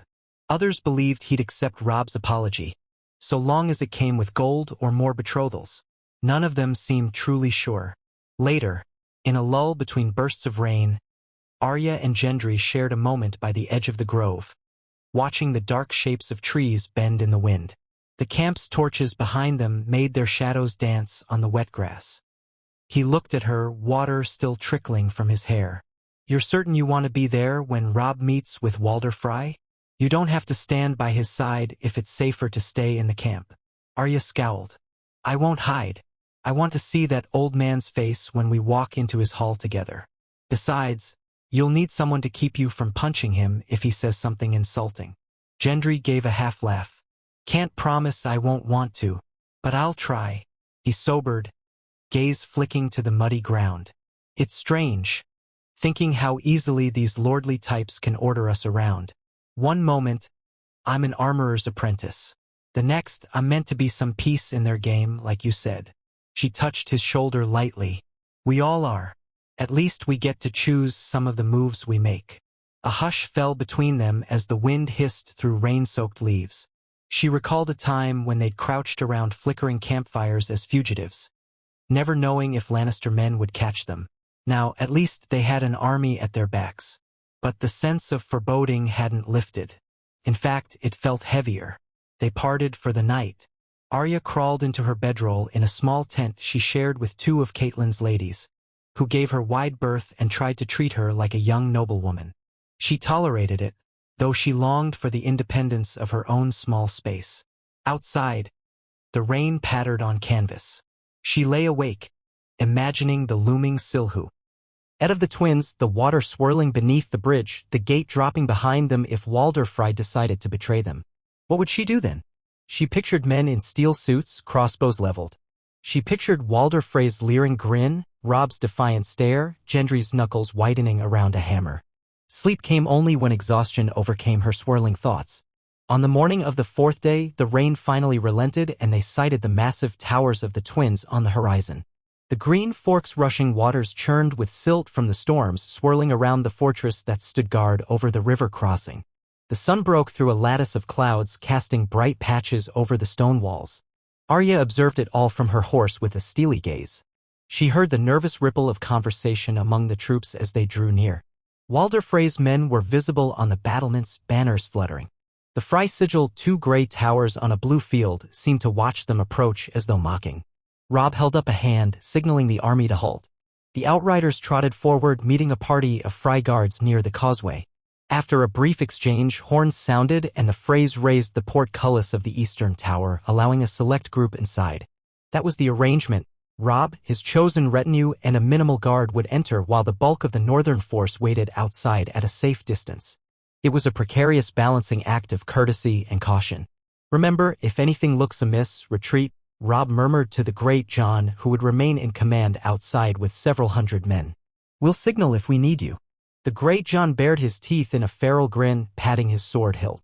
Arya swallowed, imagining the potential chaos if things soured. They moved on to the long stone bridge. It stretched over the rushing water, linking the two towers. The air smelled of damp stone and river slime. Arya rode behind Robb, with her mother close at hand, Gendry just behind them, and a small cluster of mounted knights carrying Stark banners. The rest of the men would wait beyond arrow range, hopefully safe from any sudden betrayal. She couldn't help craning her neck, scanning the murder holes and arrow slits that dotted the fortress. If Walder Frey were to attack, this was the perfect place. She set her jaw, one hand resting near Needle's hilt. She remembered how the entire family had once had to pass through these gates under Walder Frey's watchful eye. That was before everything changed, before father's death, before war consumed the realm. They entered the courtyard beneath the arch of the eastern tower, passing a phalanx of Frey guards. Stone-faced men in patched mail, their surcoats bearing the Frey arms, stood with pikes upright, forming a corridor of steel. At the far end waited Ryman Frey, a tall, cadaverous figure with thinning hair. And behind him, a handful of his kin. Ryman gave a shallow bow, though it was more performance than respect. "Welcome, King in the North. My lord father awaits you in the great hall." His eyes flicked to Arya and Gendry. A hint of a sneer curled his lips, but he hid it quickly beneath a mask of politeness. Robb dismounted, handing his reins to a squire. He gestured for the others to do the same. "Lead on," then he said in a tight voice. Catelyn followed, her posture regal, though Arya saw the tension in her eyes. Arya slid off her horse, stepping onto the wet cobblestones, Gendry at her side. They formed a small procession, crossing the courtyard under the watchful gazes of countless Freys peering from balconies and windows. Arya tried to look neither fearful nor arrogant, to project only calm confidence. But inside, her pulse pounded. The great hall of the twins was shadowy, lit by torches and the glow of a few high windows.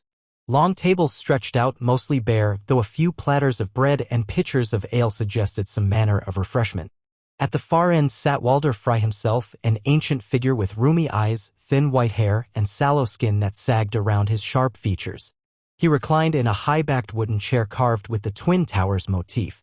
Beside him stood a cluster of sons, grandsons, and great-grandsons, their expressions varying from sullen to curious. Arya noted the shape of the hall, how the pillars and overhead beams could conceal archers. She kept her senses honed. Gendry did the same, glancing warily at any corner where a crossbow might lurk. Walder Frey's voice echoed across the space as they neared. "Ah, the king in the north deigns to visit his dear old friend Walder Frey." A humorless cackle rattled his chest. "And he's brought the girl and the bastard, just as I requested." "How considerate." Arya's teeth ground together. She saw Robb stiffen.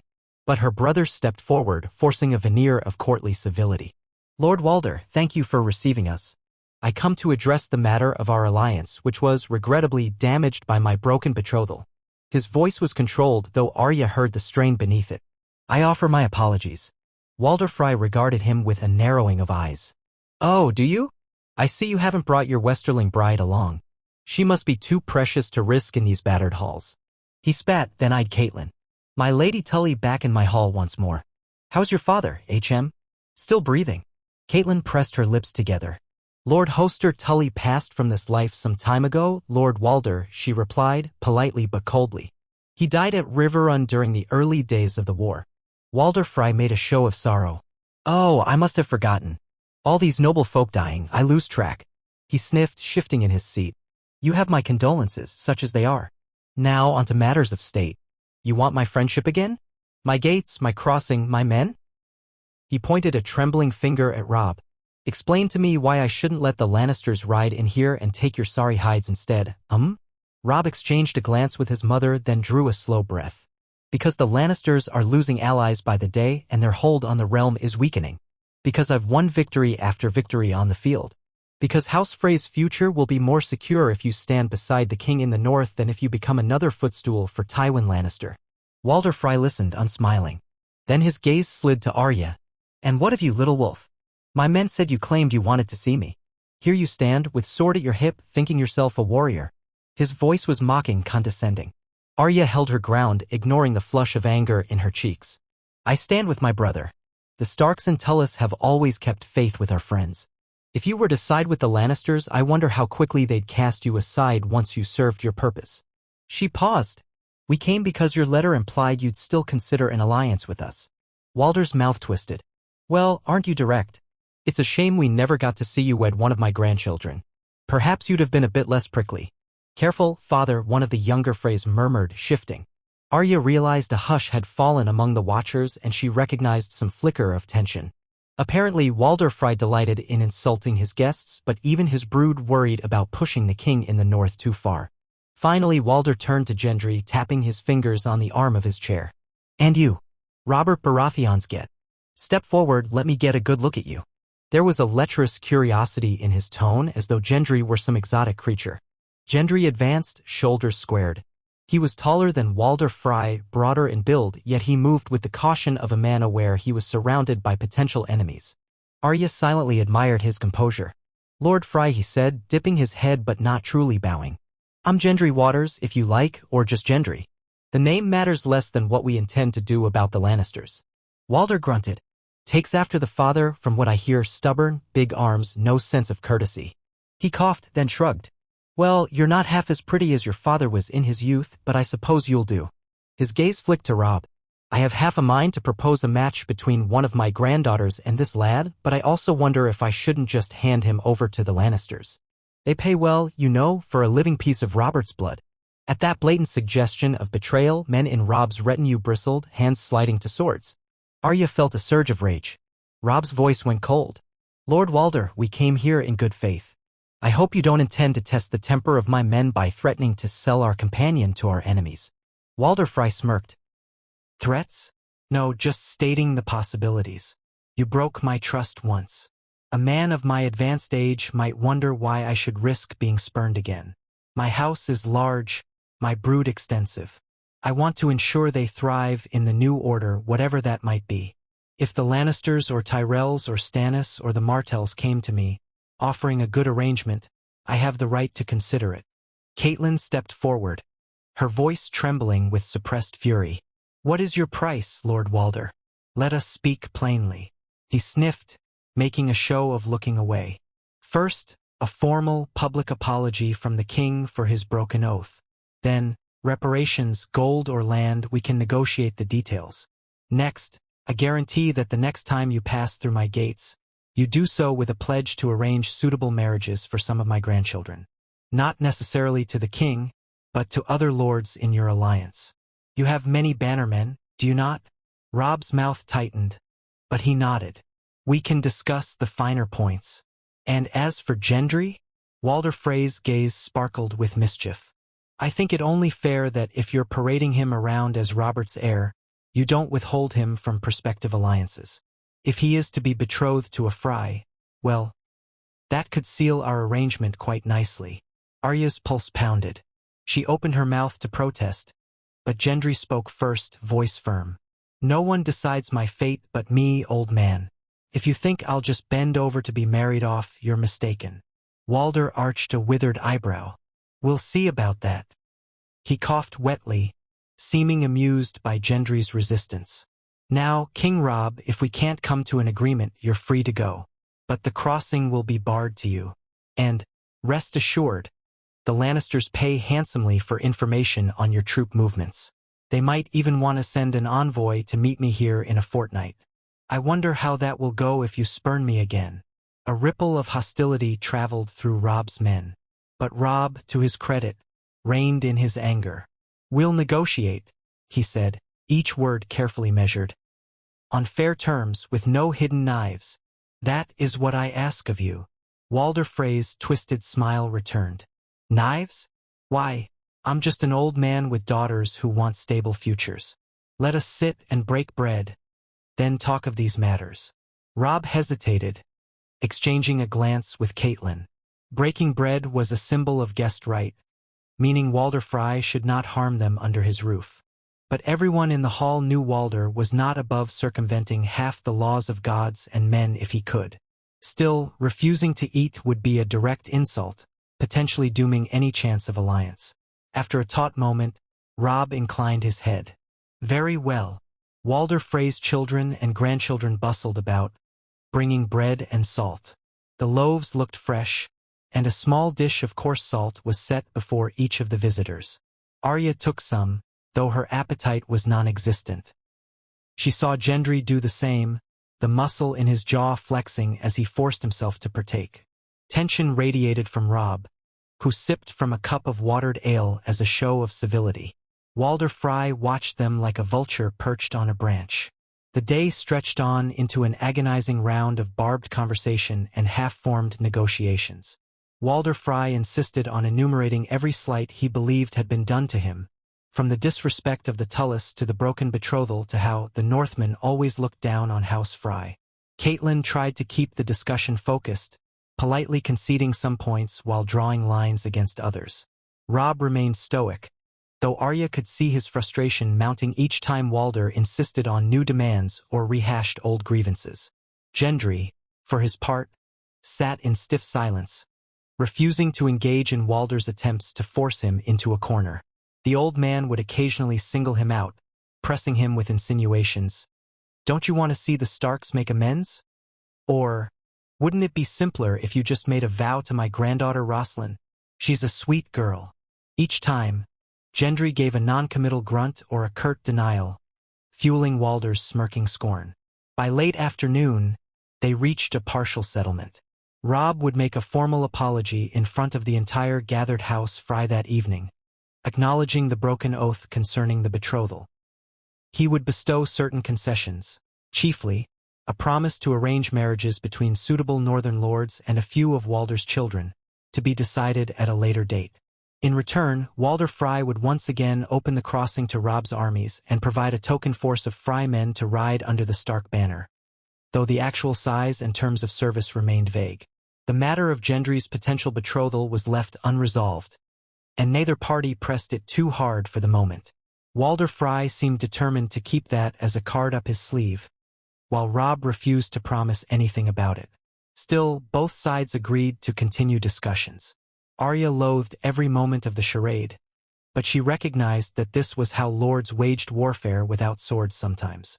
When Walder finally dismissed them, the visitors were shown to a wing of guest chambers within the eastern tower, a courtesy, though Arya wondered if it wasn't just a convenient way to keep them contained. The corridors were narrow, the air musty, as servants led them to small rooms. Outside each door, a pair of Frey guards stood, further intensifying Arya's sense of being watched. She and Catelyn were given a single chamber with 2 beds, while Robb and his advisors had separate rooms down the hall. Gendry was assigned a cramped cell of sorts on the same floor, likely a deliberate slight or a reminder that he was not truly a highborn lord. At least they'd be able to keep an eye on each other. Arya accompanied Gendry to his door before returning to her own room. "You sure you'll be all right?" she asked, glancing at the guards. He nodded, though his eyes flickered with caution. "I'll manage. I can handle a cramped room for a night if it means we don't lose the Freys to the Lannisters." She lowered her voice, leaning in. "Keep your door locked if you can, and be ready if they try anything." He gave a grim smile. "Same to you." Catelyn cleared her throat from behind them, reminding Arya that she should come along. With a final nod to Gendry, Arya turned and followed her mother. The sense of foreboding clung like cobwebs to the back of her mind. They had stepped into Walder Frey's lair, hoping to avoid a worse fate, but every breath felt like an invitation to betrayal. That evening, under flickering torches, the formal apology ceremony took place in the very hall where they had first met Walder Frey that day. The old man summoned half his brood, dozens of sons, daughters, grandsons, granddaughters, great-grandchildren, wives, and sundry relations. Their faces lined the walls, watching with a mixture of curiosity, resentment, and occasional glee. Arya stood at Robb's side, with Gendry behind them. Lady Catelyn and Edmure Tully flanked Robb. The Northern Knights lingered in tense formation, aware that at any moment the situation could turn. A hush fell as Walder Frey rose, albeit shakily, to his feet. A hush deeper still as Robb stepped forward. His voice, carrying the gravity of kingship, echoed in the hall. "Lord Walder Frey, I, Robb of House Stark, King in the North and Lord of Winterfell, do formally acknowledge that I broke faith with your house by not honoring the betrothal agreement. I regret the grief this has caused to your family, and I offer my apologies before your kin and mine." It was painful to watch, but Arya understood that sometimes even a king had to bend to necessity. Walder Frey, for his part, looked vindicated, as if he had won a personal triumph over the younger, prouder man. He let the silence draw out, savoring the moment, then nodded, his wrinkled lips parted in a near smile. "It is heard, and so I accept your apology for the time being." With that, a measure of tension in the room deflated. The gathered Freys began to murmur, drifting to take seats at the long tables. Servants brought out platters of food, roast mutton, boiled vegetables, bread trenchers, flagons of ale. A feast of sorts was set, or at least something approximating a feast. Arya's stomach churned with a mixture of hunger and anxiety, but custom dictated they share a meal together now that amends had been formally made. Walder Frey sat at the high table, crowing to one of his wives about how the king in the north has learned humility. Arya wanted to punch him. She saw Gendry's fists clenching at his sides, but he remained silent. Robb sat near Walder Frey, with Catelyn on his other side. Edmure Tully and the Blackfish found places as well. Arya and Gendry were shuffled slightly farther down, near some of the younger Freys. They all took places at the table and servants began ladling soup and setting out cups. Arya made sure to take small bites, mindful of any hint of poison or something more nefarious. Perhaps it was paranoia, but she couldn't forget that they were in a hostile den. One of the Frey girls, a pale, thin-lipped creature with watery eyes, sat across from Arya.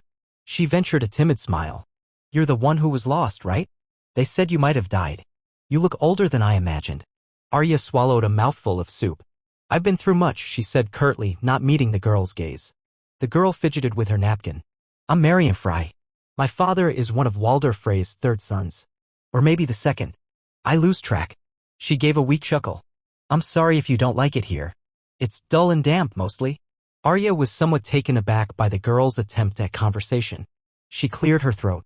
"It's all right," she lied, glancing around the hall. "We won't be here long anyway." Gendry was seated next to a lanky Frey youth who seemed more interested in the roast mutton than conversation.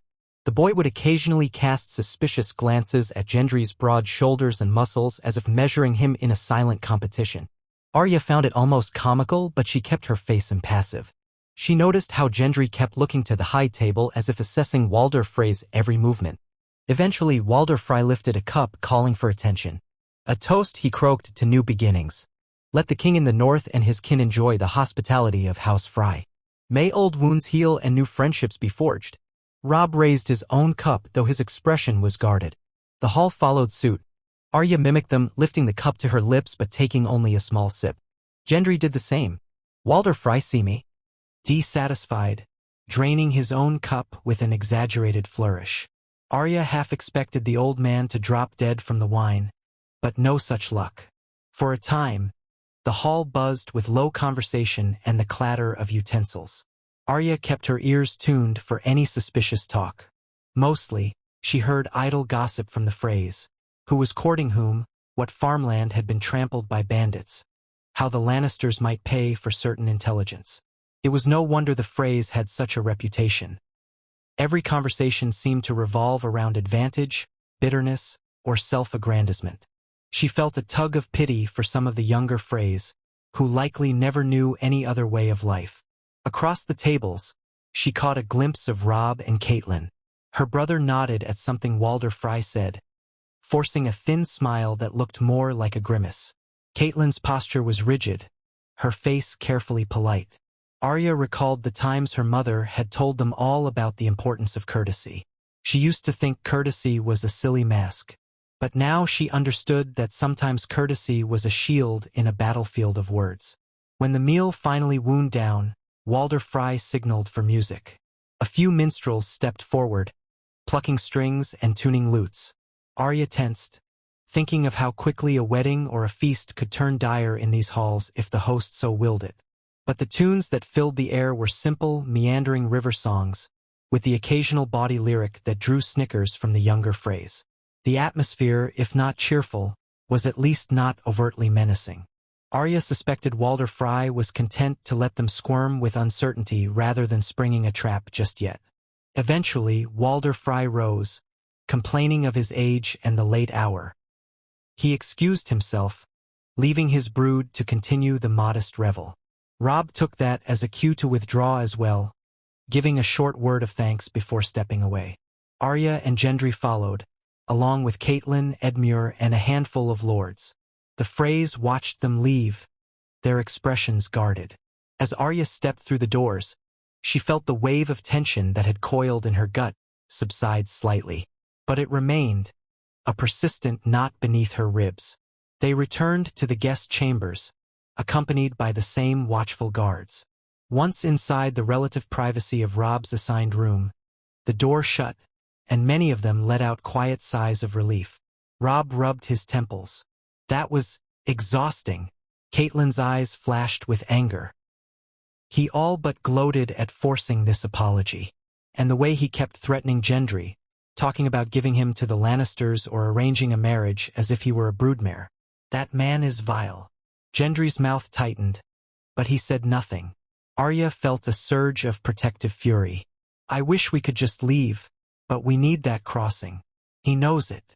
Rob dropped his hand from his brow and looked at Gendry. He also knows you're valuable. I'm sorry we dragged you into this position. Gendry shrugged, though his shoulders were tense. I chose this. Don't apologize. Edmure Tully paced near the window slit. At least the apology is done. Walder Frey might open the gates to us now. We'll have to confirm the details, but we may march out of here in a day or two. Then we can leave this cursed place behind. Rob nodded, though a shadow of concern remained on his face. We'll finalize terms tomorrow, and then, yes, we move. I won't linger here longer than I must. They spoke a bit more, establishing that half the Frey demands were still negotiable, especially the potential marriages to Northern Bannermen. Catelyn sighed at the complexities, but better that than refusing entirely and having the Freys slam their gates. Arya listened, offering minimal input, still caught in her own swirl of thoughts. Eventually Rob dismissed them all for the night, urging them to rest. We leave as soon as we can, he repeated, glancing at them each in turn, his gaze lingering on Arya. Stay alert.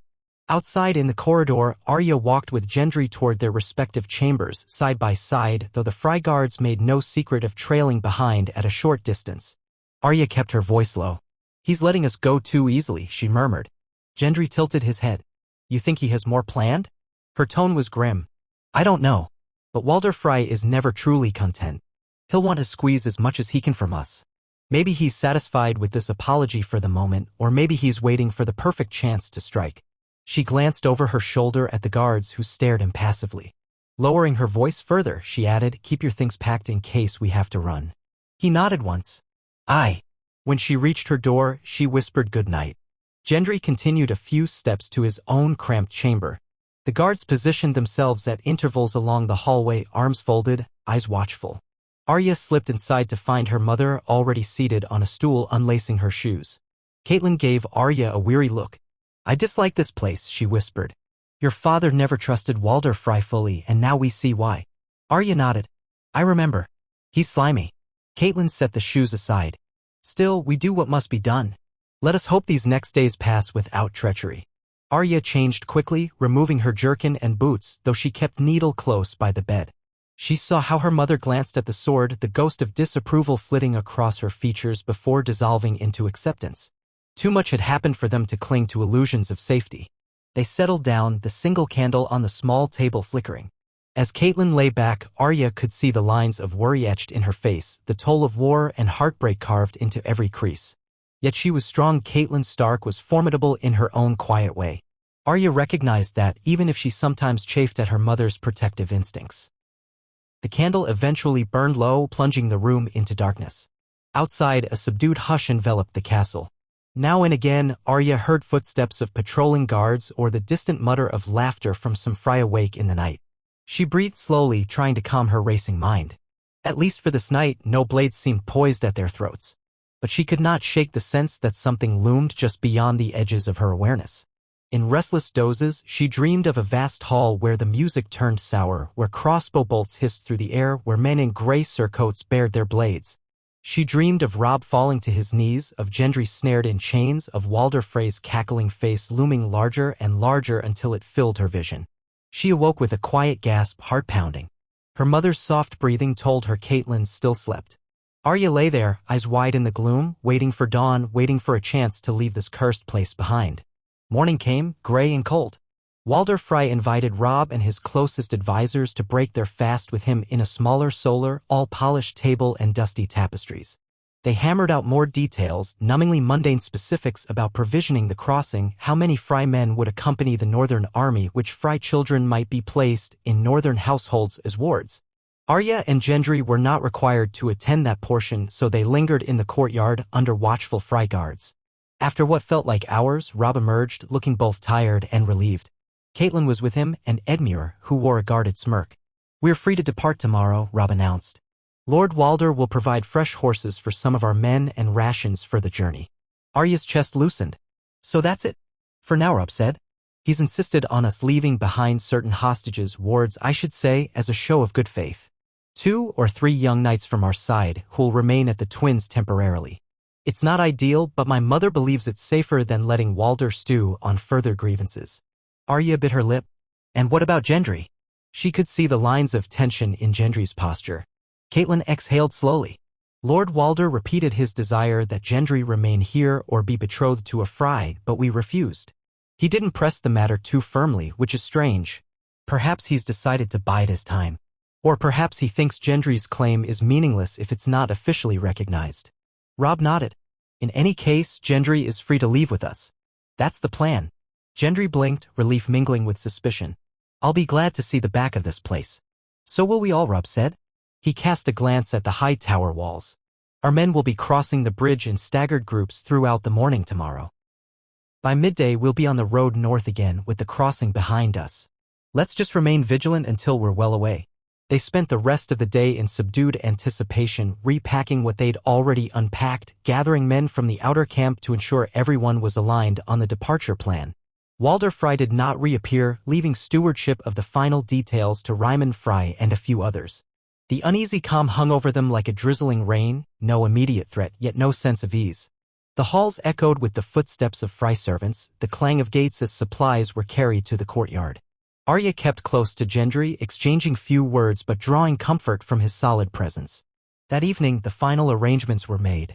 Robb insisted on minimal socializing, refusing any further invitation to dine in the Great Hall. Instead, he and Catelyn dined in private with a handful of the Northern Lords, while Arya and Gendry received simple fare in the courtyard from the traveling cooks. The Frey guards seemed content to stare daggers at them from a distance. Rain threatened once more, so the courtyard bustled with soldiers carrying gear into the gatehouse for overnight storage. Arya and Gendry found a quiet corner to eat their bread and salted fish. She considered the crossing, the swirling water below the stone bridge. By this time tomorrow they might be free. That knowledge brought some measure of hope, though her instincts urged caution to the last. As dusk settled, Gendry went to check on the horses in the stable yard, ensuring his mount was saddled and ready to depart at daybreak. Arya accompanied him, stepping carefully around puddles in the churned dirt. The stable itself smelled of hay and manure, torchlight dancing across the beams. A few stable boys scurried about, inattentive to anything but their chores. Gendry found his chestnut mare in a rear stall, stroking her flank to calm her. "That's a good girl," he murmured. "We'll be leaving soon." Arya lingered by the entrance, half hoping no one else would come in, half waiting for the next interruption. She glanced around, noticing the horses belonging to some of their lords. Outside, the last light of day glowed in the sky, and the patter of a light drizzle began.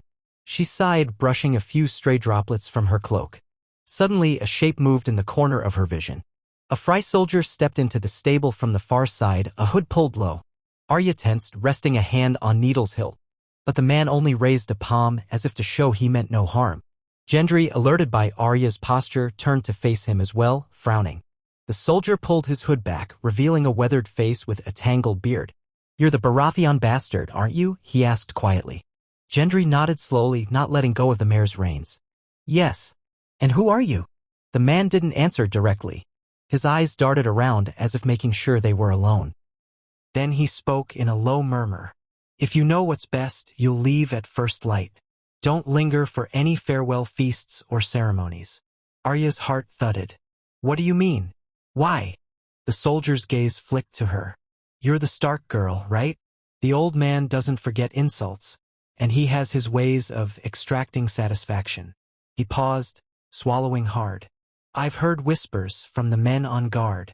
Some talk about a plan to keep you here longer, by force if need be. Not necessarily an ambush, but perhaps a forced betrothal, or something akin to a hostage exchange that wasn't fully agreed upon." Arya's pulse slammed in her ears. "Why tell us this?" The soldier hesitated, then let out a shaky breath. "Because I served in Robert's rebellion once, under a different banner. Saw Robert myself the day the trident ran red. I'm no friend of Tywin Lannister.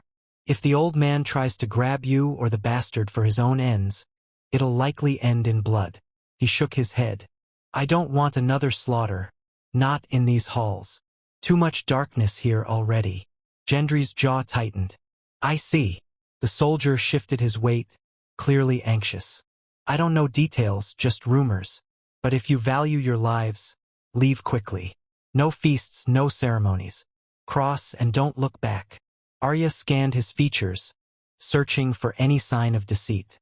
He seemed earnest, fearful even. She gave a short nod. "Thank you for the warning." He cleared his throat, stepped back, tugging his hood up. "I've said my piece." Without another word, he slipped out into the drizzle, disappearing around the corner of the stable. Gendry let out a tense exhale. It could be a trap, someone trying to spook us, or lead us into a panic. Arya bit her lip. Or it could be the truth. We can't take chances. We should tell Robb at once.